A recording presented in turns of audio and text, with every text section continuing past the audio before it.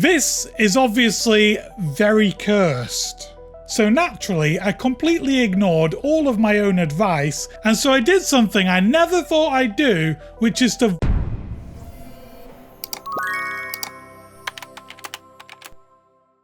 Hi, I'm Oliver, age 24. Today I'm going to continue working on my dream game that doesn't have a name yet. At the end of the last episode, I realised I should probably focus on the gameplay itself, rather than getting carried away on small details that will change as the game progresses. So naturally, I completely ignored all of my own advice, and I jumped right into the tiny little details on how the main character looks. Originally, the plan was to use voxel art for the game. I really like how simple and blocky it looks, but there's a few things I really don't like and I don't know how to fix them. First of all, if you look at the tie, it doesn't really read as a tie. It's one blob and then a little line underneath. If I connect them together, it just looks like one long line. And if I make the knot at the top of the tie wider, it starts looking too big for the character. I think the issue that I'm having is the cubes are too big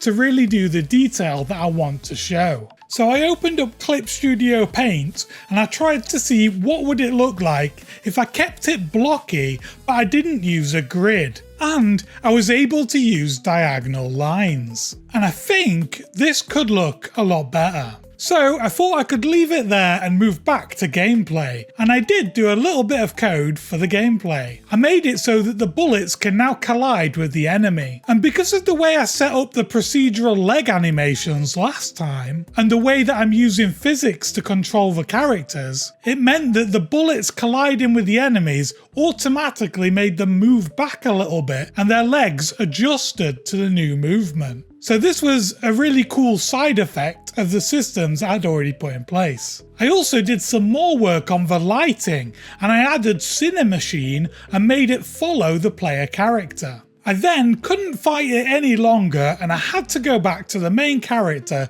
to keep working on it. So I started using a new program called Blockbench, and this is for voxel art, but you can also do diagonals and low poly art as well. Unfortunately, I didn't really get along with the program, and even though the UI is quite simple, I just found it quite tricky to do things that I already sort of know how to do in Blender. And so I did something I never thought I'd do, which is to voluntarily and happily use Blender. And I say that because I find Blender really difficult to use. But I stuck with it and I was really happy with the direction that the character was going. It really helped to have some sketches to work off of, and I just put loads of Blender tutorials on my second monitor, and this helped a lot. And honestly, I'm really happy with the direction this is going. It still feels simple and blocky like I originally wanted to do with the voxel art, but because I can now do diagonals and things don't have to match up to a grid exactly, it just feels like I've got a lot more control over the way things look. I was quite scared of doing the hands, so at this stage I thought it'd be funny to just upload it into Mixamo and see if I could make it dance. Well, this is obviously very cursed.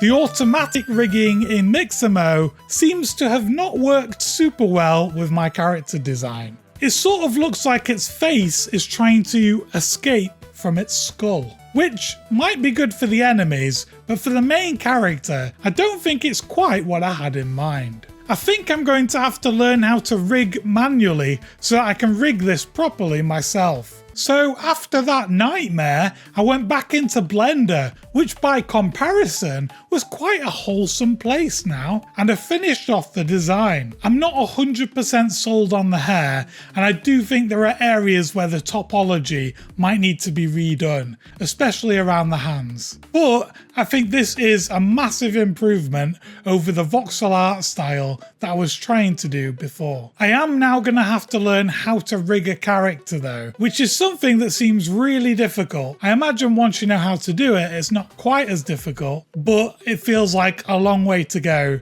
to get to that point. So I exported it from Blender and imported it into Unity, and this is how it looks in the scene view.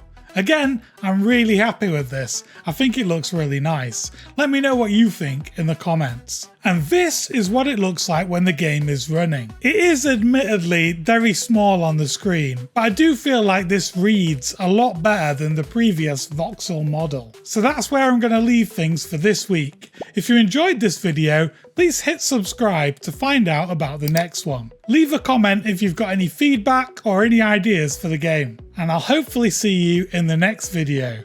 Thanks for watching. Goodbye.